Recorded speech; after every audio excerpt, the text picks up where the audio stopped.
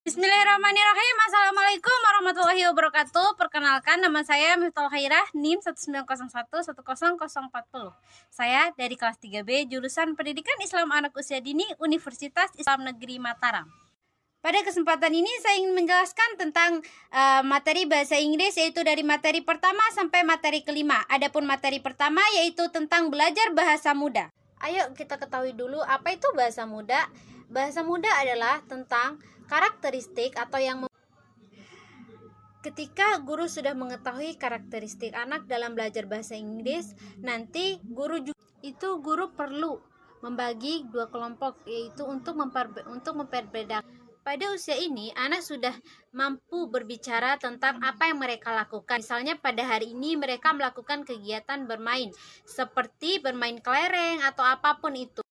Bahkan mereka juga sudah bisa berdebat tentang apa yang mereka pikir.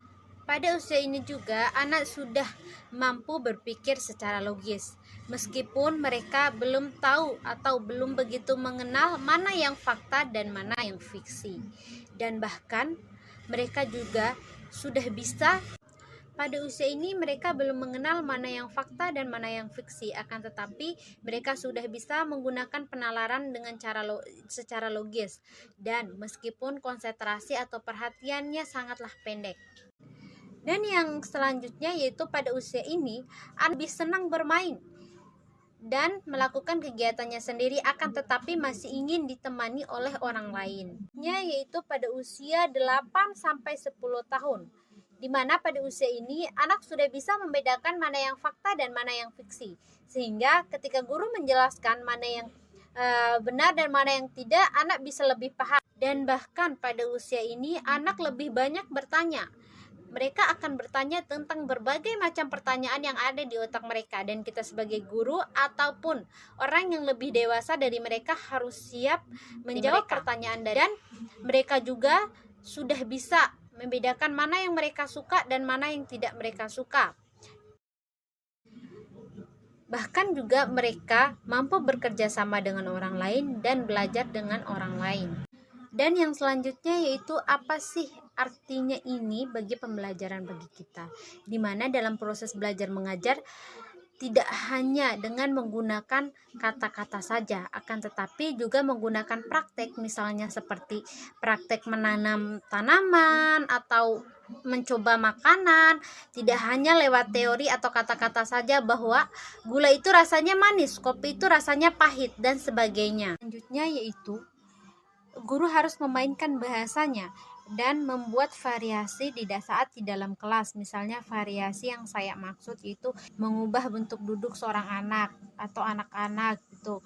Terus pada minggu ini kita buat kelompok dan mereka disuruh untuk bekerja sama, bukan untuk bersaing. Kita buat kelompok ataupun cara pengajar yang lain-lain yang kreatif lah, agar mereka tidak cepat merasa bosan. Dan pada saat pembagian kelompok itu kita memberitahu kepada siswa atau murid kita bahwa dalam kelompok ini kita disuruh bekerja sama, bukan untuk bersaing.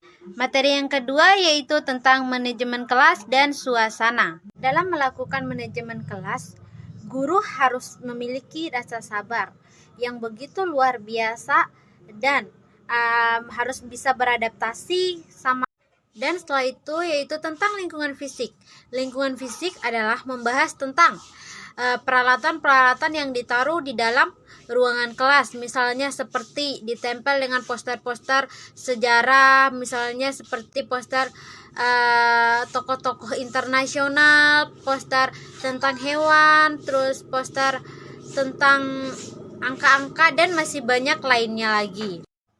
Meskipun di poster itu terdapat mata pelajaran lain, akan tetapi di sana harus ada unsur mata pelajaran bahasa Inggrisnya atau menggunakan bahasa Inggris dan bahasa Indonesia.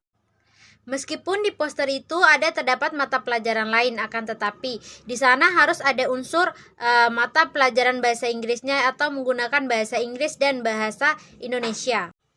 Di dalam materi manajemen kelas dan suasana ini, kita harus bisa membuat murid kita atau peserta didik kita agar mereka tidak merasa bosan, seperti kita mengatur kelas. Dapat 4 gambar. Seperti gambar pertama yaitu mengatur atau seperti menempelkan poster-poster yang ada di dalam kelas. Dan yang kedua, gambar yang kedua, ketiga, dan keempat yaitu mengatur tempat duduk atau yang selanjutnya itu mengelompokkan anak, di mana dalam mengelompokkan anak ini anak disuruh bekerja sama dalam menyelesaikan suatu hal, misalnya seperti mengerjakan sesuatu secara bersamaan, ataupun seperti mengatur kursi atau meja, tetapi mereka harus bekerja sama untuk menyelesaikannya, dan guru juga harus mengawasi anak tersebut atau peserta didik. Dan materi ketiga yaitu tentang topik pekerjaan berbasis. Topik pekerjaan berbasis ini adalah pembelajaran atau strategi dalam melakukan pembelajaran bahasa Inggris bagi anak-anak yang bertopik besar. Nah, dalam topik ini harus bermanfaat, berguna, dan menarik dalam mengerjakannya. Menarik dalam maksudnya adalah guru harus bisa membuat sekreasi mungkin agar muridnya tidak merasa bosan. Di dalam topik pekerjaan berbasis ini harus sesuai dengan minat dan fleksibel di dalam atau beradaptasi di dalam kelas, baik tentang topik, materi, lingkungan, dan waktu, dan juga harus membaharui topik berdasarkan apa yang terjadi. Dan juga libatkan semua keterampilan dalam berbahasa Inggris, di mana dalam melakukan metode pembelajaran, guru harus bisa memahami atau menguasai topik yang menarik sesuai dengan hal yang siswa untuk berbicara menggunakan bahasa Inggris. Waktu perencanaan misalnya pada saat menyusun RPP, dilengkapi dengan rencana waktu, dan pada setiap kegiatan mengumpulkan bahan, misalnya tes lisan atau kata-kata, dan masih banyak lainnya, fungsi dan situasi, misalnya bermain hewan, terus apalagi ya, bisa bekal anak tersebut menyukai atau tidaknya, dan aktivitas yang paling tafsir itu penilaian. Kita tidak hanya menyiapkan topik saja, akan tetapi kita juga bisa menyiapkan atau mengumpulkan bahan, misalnya seperti foto-foto, objek, ide-ide yang kreatif, kartun, dan bahkan tulisan, agar dalam melakukan pembelajaran bisa berjalan dengan lancar dan anak tidak cepat merasa bosan. Metode atau aktivitas yang kita lakukan yaitu harus sesuai dengan apa yang mereka inginkan, misalnya seperti kegiatan keakraban siswa, terus aktivitas bebas mengambil alih, terus kegiatan sederhana yang menantang, sederhana tetapi yang menantang ya. Terus selanjutnya itu harus ada hubungannya dengan topik tersebut atau topik yang kita pilih. Dan materi yang terakhir atau materi yang keempat yaitu tentang perencanaan pengajaran efektif. Sebelum kita melakukan pembelajaran, kita harus merencanakan terlebih dahulu agar kegiatan kita bisa berjalan dengan baik. Dan jika sudah berjalan dengan baik, maka kita akan merasa tentram. Dan kita akan juga menghemat waktu, terus kita akan tahu apa yang kita perlukan di dalam setiap pembelajaran. Terus, dan ini bisa membantu kita untuk menyeimbangkan pembelajaran kita terhadap apa yang kita sampaikan untuk murid kita nantinya. Dalam perencanaan pengajaran efektif ini ada 3 tahap perencanaan, yang dimana yang pertama yaitu tahap jangka panjang, yang kedua tahap jangka pendek atau unit pembelajaran atau unit individu atau melakukan pembelajaran. Apa sih yang akan kita lakukan atau yang akan kita tanyakan terhadap murid kita, misalnya seperti menanyakan apakah murid kita sudah paham dengan apa yang kita jelaskan tersebut atau belum, dan apakah organisasinya berhasil atau tidak, dan apakah mereka menyukai materi yang telah kita. Ketika ada yang salah, misalnya seperti gangguan eksternal.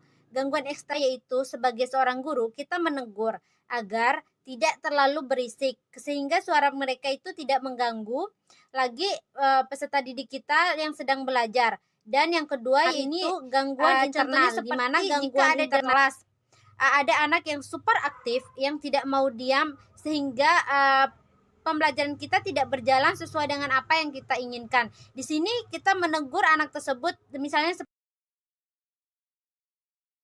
seperti kita mendekatkan diri kita terlebih dahulu kepada anak tersebut, terus kita menjelaskan kepada dia agar dia tidak melakukan kegiatan yang bisa mengganggu murid-murid yang lainnya. Kelas di luar kendali, di mana ketika kelas berada di luar kendali, guru yang profesional akan mampu menangani kelasnya agar kondusif dan membantu peserta didik kembali aktif dan semangat dengan cara mau melakukan kegiatan, misalnya melakukan ice breaking atau misalnya belajar sambil bermain, sehingga anak tersebut tidak akan merasa bosan lagi. Dan yang keempat atau yang selanjutnya itu suatu